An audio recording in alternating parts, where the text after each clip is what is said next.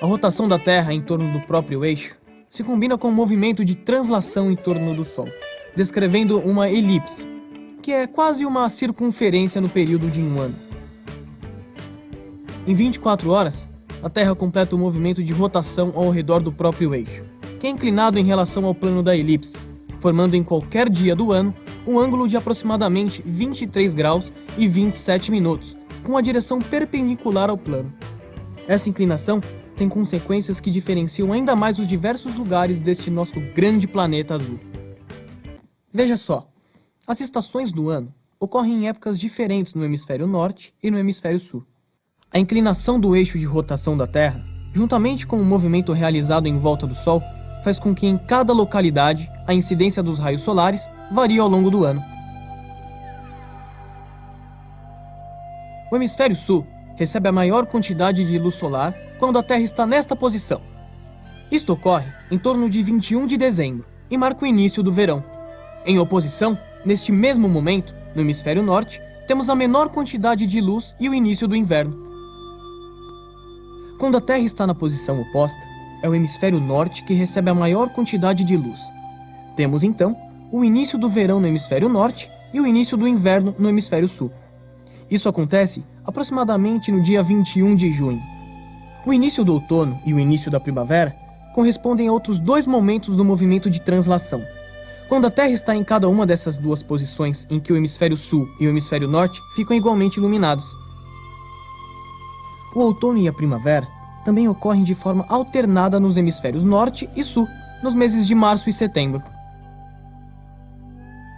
A gente pode considerar que a trajetória descrita por uma localidade durante as 24 horas que a Terra leva para fazer uma rotação ao redor do próprio eixo é aproximadamente uma circunferência, e essa circunferência está em um plano paralelo ao Equador, determinado pela latitude dessa localidade. No dia em que se inicia o nosso verão, o hemisfério sul fica mais voltado para o Sol, e mais da metade da circunferência que uma localidade descreve é iluminada. É isso que faz com que o dia seja mais longo que a noite. Essa diferença é tão maior quanto maior for a latitude sul da cidade. No caso aqui de Porto Alegre, que está a 30 graus de latitude sul, quando começa o verão, o dia tem 4 horas a mais do que a noite. Por outro lado, nesse mesmo dia, à medida que a latitude sul diminui, vão diminuindo as horas de sol, até que no Equador, o dia e a noite têm o mesmo tamanho. Já no hemisfério norte, nesse dia, o número de horas de sol é sempre menor do que 12 horas e tão menor quanto maior for a latitude. Observe agora a parte iluminada de cada circunferência. Ela representa as horas de sol nesse dia em localidades sobre 4 paralelos diferentes. Vamos considerar essa linha azul, que representa o paralelo de 72 graus de latitude norte. A ilha de Vitória, no Canadá, que fica sobre esse paralelo, não vê a luz do sol no dia 21 de dezembro, e também em outros dias. Como você pode ver, há lugares onde as noites ou os dias são muito longos, e podem durar várias voltas completas da Terra em torno dela mesma, ou seja, muitos dias no calendário. O caso extremo são os polos, onde durante 6 meses do ano é dia, e durante 6 meses é noite. Isso acontece nas regiões que possuem latitude norte maior do que a do Círculo Polar Ártico, ou latitude sul maior do que a do Círculo Polar Antártico. Essas duas circunferências imaginárias, junto com as do Trópico de Câncer e do Trópico de Capricórnio, são paralelos muito especiais.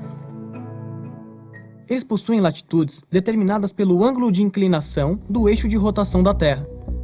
Tomando o começo do verão no hemisfério sul como referência, o Círculo Polar Ártico é justamente a linha que delimita a região do globo que não receberá a luz do Sol, enquanto o Círculo Polar Antártico delimita a região que não terá noite.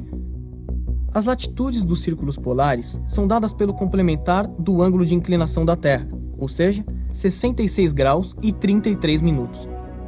E as latitudes norte ou sul dos dois trópicos têm o mesmo ângulo da inclinação do eixo da Terra, ou seja, 23 graus e 27 minutos. A direção de incidência do Sol em cada dia do ano determina o paralelo que recebe nesse dia o Sol a pino no meio-dia solar.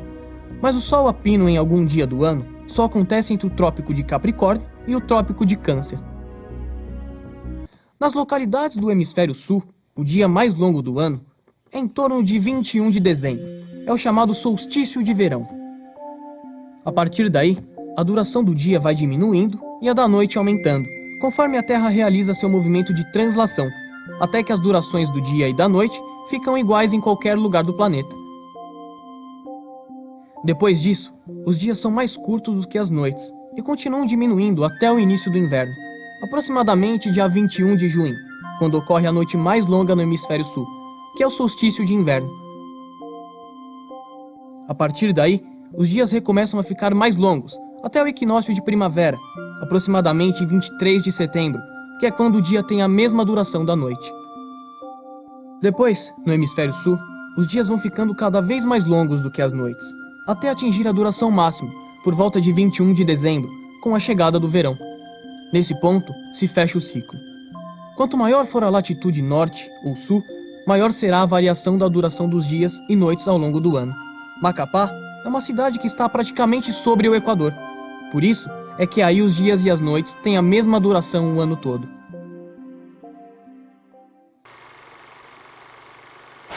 Muitas festas estão relacionadas ao ciclo das estações. No hemisfério norte, o solstício de inverno, que é quando ocorre a noite mais longa do ano, deu origem a uma celebração que foi preservada até hoje. São as chamadas Festas das Luzes, que anunciam que os dias recomeçarão a ficar mais longos passado o solstício de inverno no hemisfério norte. A data, aproximadamente 21 de dezembro, simboliza que daí em diante as luzes só irão aumentar. Já a Páscoa está ligada a festas de celebração da primavera que aconteciam no equinócio de primavera no hemisfério norte. Alguns símbolos da Páscoa, como os ovos e coelhos, tiveram origem nestes rituais dos povos antigos, já que a primavera era considerada uma época de fertilidade.